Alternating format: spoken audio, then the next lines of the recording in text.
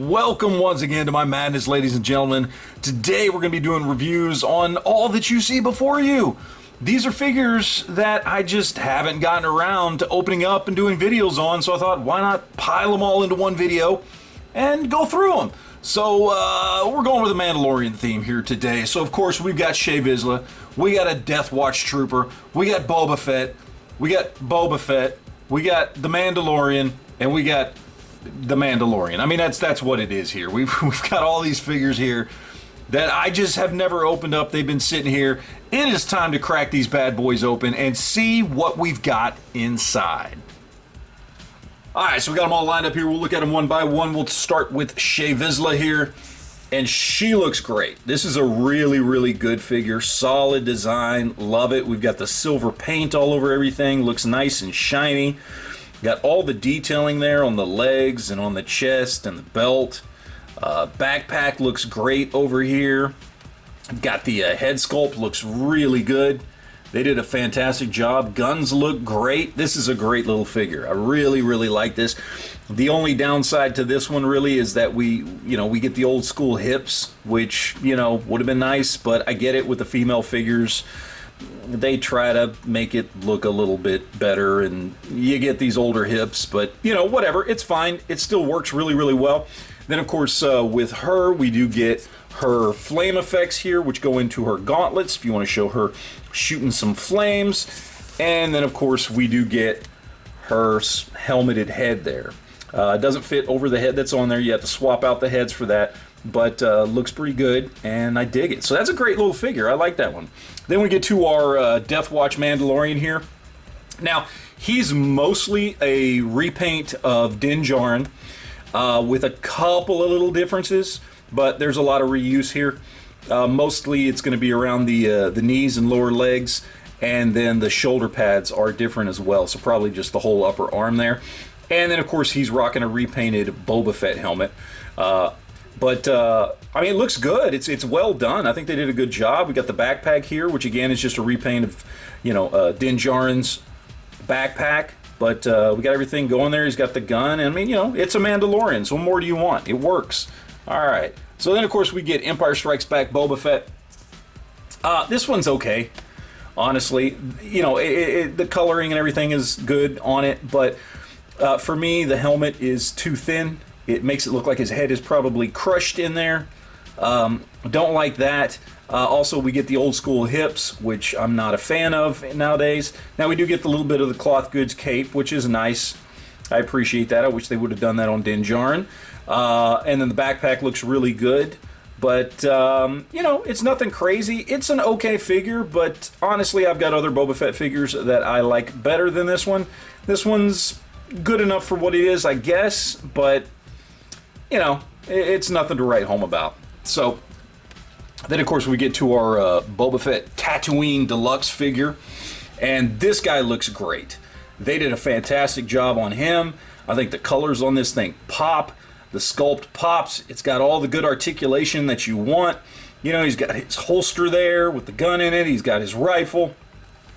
Got the backpack with the flame effects and the rocket that can actually, you can actually pull it up and it's got flame effects on it. We'll show the rocket firing. The helmet looks fantastic. It's got some battle damage there. This is a really, really great figure. I really like this one a lot. They knocked it out of the park with this one.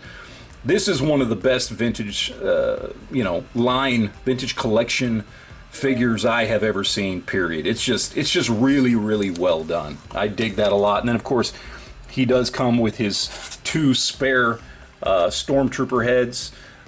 For what? I don't know. I mean, they actually do have pegs in them, so you could pop them on other figures, I guess. But, they're there, I guess, if you want to show some messed up looking stormtroopers. Then, of course, we get old school Din Djarin right here in his pre-Beskar armor. Looks really good. I think they did a good job with this. I don't like the cape, though. This plastic cape. They did the same thing on the Black Series. I don't like it. It gets in the way. Just put a little piece of cloth on there, especially with a figure this size. It's not that big a deal. They did it with Boba Fett. It's just a little piece of cloth.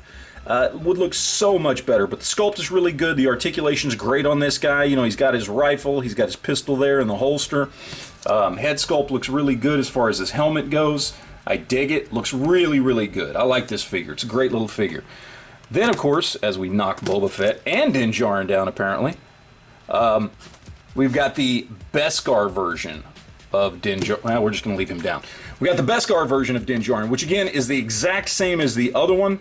It's the exact same sculpt, just repainted to fit with the Beskar theme.